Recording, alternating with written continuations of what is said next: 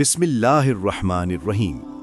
السلام علیکم ناظرین، آج کی ویڈیو میں ہم آپ کو نبی خدا حضرت ہود علیہ السلام کا واقعہ بیان کریں گے۔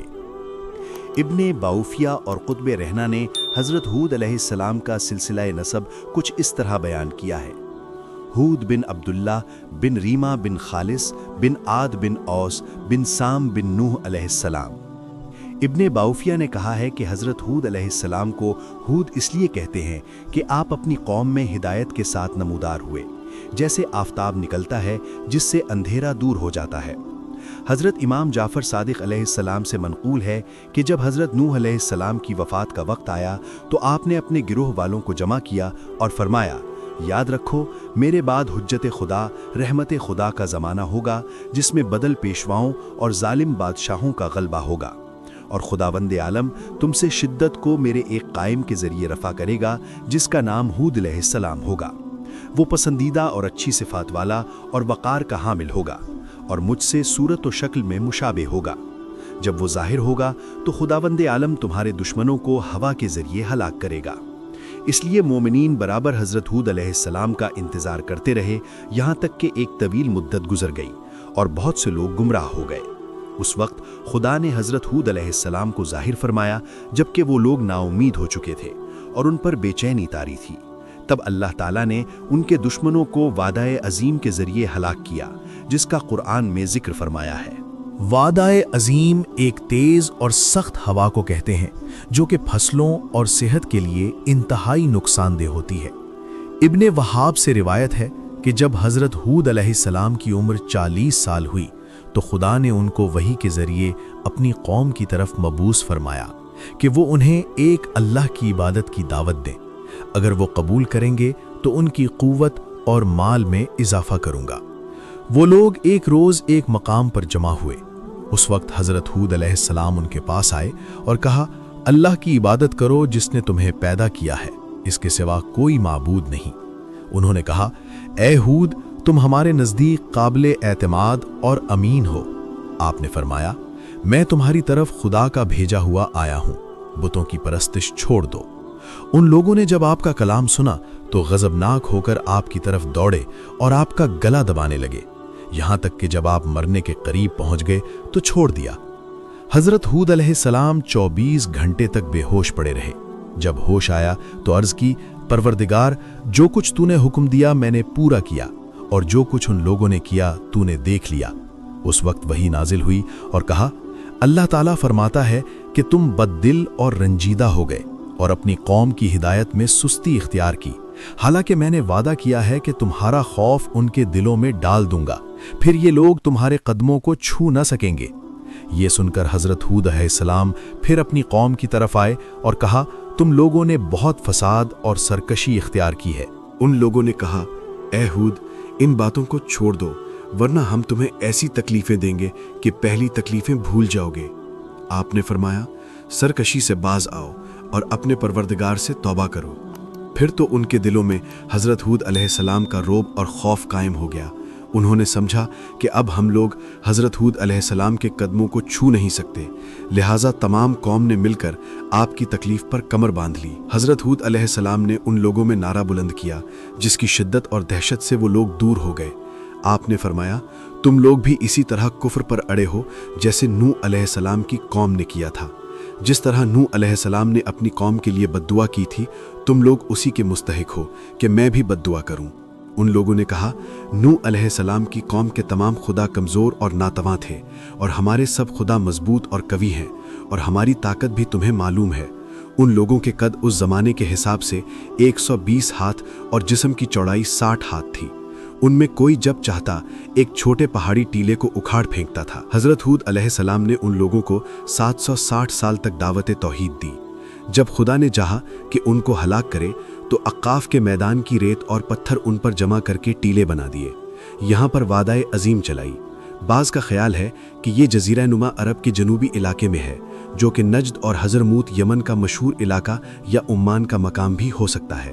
آپ نے ان سے فرمایا، میں ڈرتا ہوں کہ کہیں یہ ٹیلے خدا کی طرف سے تمہارے لیے عذاب نہ ہو۔ حضرت ہود علیہ السلام ان کی سرکشی کے رویے سے بہت رنجیدہ ہوئے۔ اتنے میں ان کو آواز آئی کہ آپ خوش ہوں، کامیاب ہوں گے۔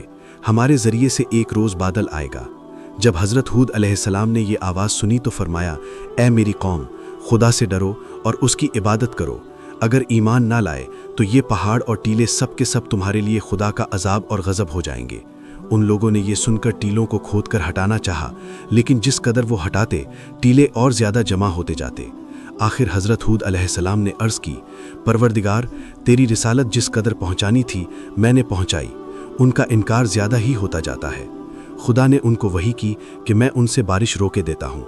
हज़रत हूद अलैहिस्सलाम ने अपनी कौम से फरमाया, खुदा ने मुझसे वादा किया है कि तुम लोगों को हलाक कर देगा।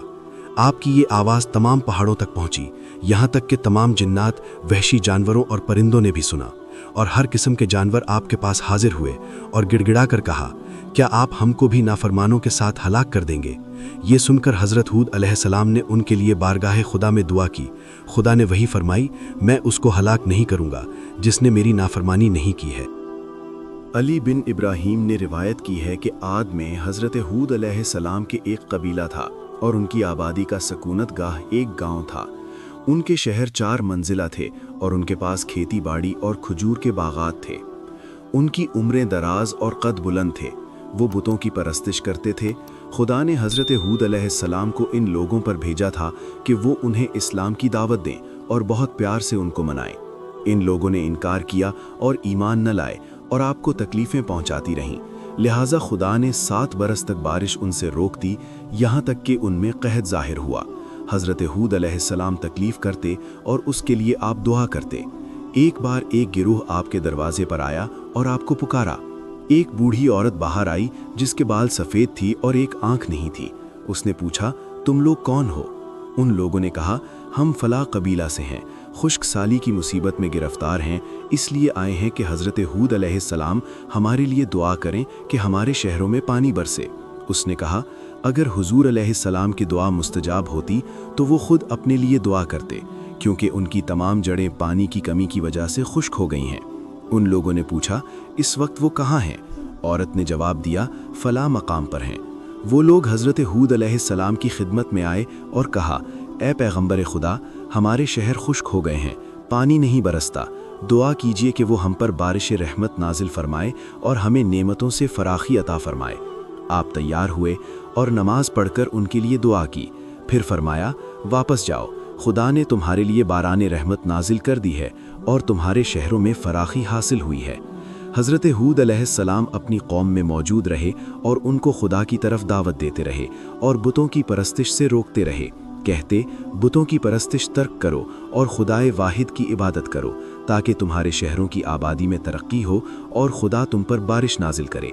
लेकिन वो लोग ईमान न लाए तो खुदा ने उन पर निहायत सर्द और तेज़ हवाएं चलाईं, जो उन पर 7 रात और 8 दिन तक कायम रहीं। ये हवाएं आग को उठाकर इस कदर बुलंद करती थीं कि वो एक तिड्डी के मालूम होते थे, और फिर उनको सर के बल पहाड़ों पर पटकती थीं, जिससे उनकी हड्डियां चूर चूर हो जाती थीं। इसको रोकने के लिए इन लोगों ने मजबूत इमारतें और दीवारें बनाई थीं। जब इनमें वो लोग दाखिल होते तो उनके पीछे हवा भी दाखिल होती और उनको बाहर निकाल कर ले जाती। नाजरीन, इस वादा अजीम के बारे में मुख्तलिफ रिवायात मिलती हैं जिनसे हम आपको आगाह करते हैं। ये वादा अजीम किस कदर खौफनाक थी, इसके बारे में मुख्तलिफ रिवायात हैं। हज़रत इमाम अहमद बाक़िर अलैहिस्सलाम से मनक़ूल है कि वादा अजीम जिसको खुदा ने कौम आद के लिए भेजा था, वो आग की एक हवा है जिसमें रहम की बिल्कुल गुंजाइश नहीं। इससे किसी घास का पत्ता भी नहीं हिल सकता। वो ज़मीन के साथ साथ तह से बरामद हुई थी। वो हवा कभी ज़ाहिर नहीं हुई सिवाय उस वक्त के जबकि कौम आद पर खुदा ने गज़ब फरमाया। उस वक्त निगरानों को हुक्म था कि इस हवा को सिर्फ अंगूठी के सुराख जितना बाहर निकालें, लेकिन वो कौम आद पर गज़बनाक होकर गोया दमे अजदहा के बराबर बाहर आ गई। फरिश्तों ने दरगाह इलाही में अर्ज की, ए खुदा, ये हवा हमसे सरकश है, हमें खौफ है कि इससे कहीं तेरे वो बंदे जो गुनहगार नहीं हैं और जिनसे तेरे शहरों की आबादी है हलाक ना हो जाएं। उस वक्त अल्लाह ताला ने जिब्राइल अलैहिस्सलाम को भेजा कि उसको अपने परों से वापस करे और जिस कदर हमने हुक्म दिया है उसी कदर बहने दे।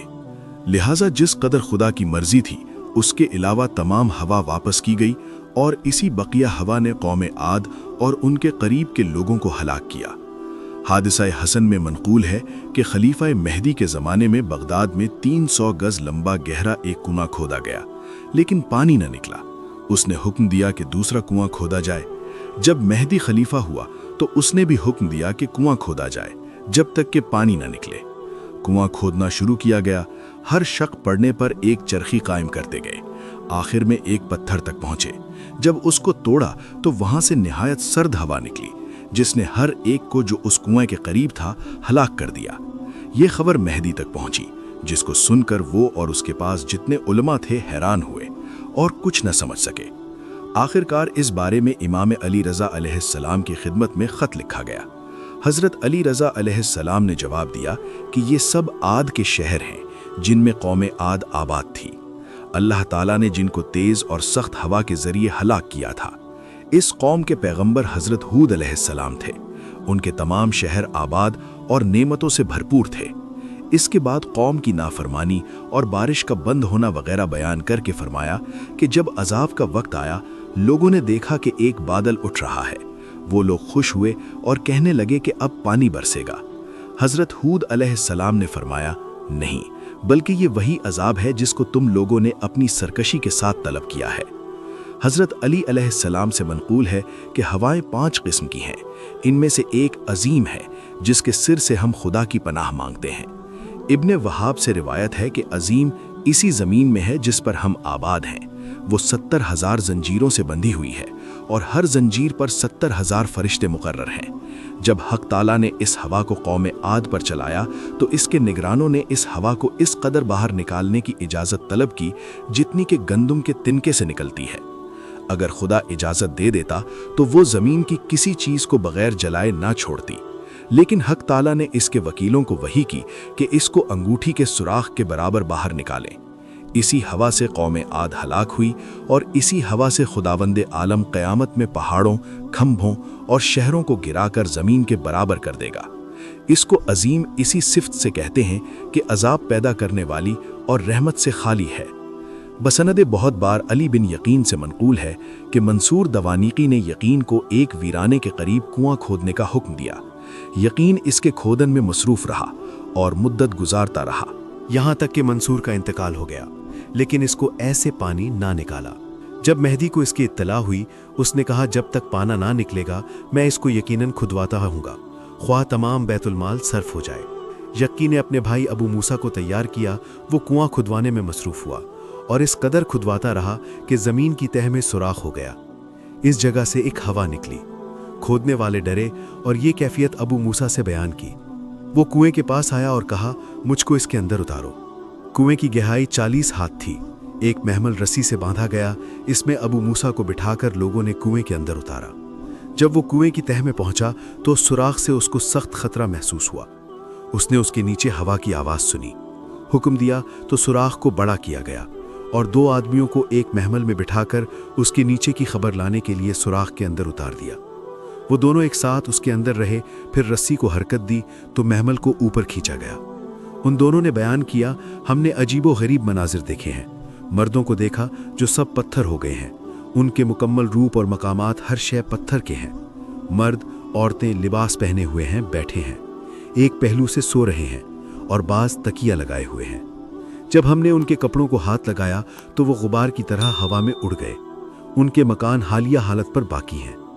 अबू मूसा ने ये कैफियत मेहदी को लिख भेजी, जिसको सुनकर तमाम उलमा हैरत में गर्क हो गए और किसी की समझ में कुछ ना आया। आखिर मेहदी ने मदीना में ख़त भेजा और हज़रत इमाम मूसा काज़िम अलैहिस्सलाम की खिदमत में इस मुश्किल हाल के लिए तलब किया। वो हज़रत तशरीफ़ ले गए। मेहदी ने यह वाक़या आपकी खिदमत में अर्ज़ किया। ये सुनकर आप बहुत रोए और फरमाया, ये सब कौम आद के गांव हैं जिन पर अल्लाह ताला ने गज़ब फरमाया। वो अपने मकानों के साथ ज़मीन में धंस गए।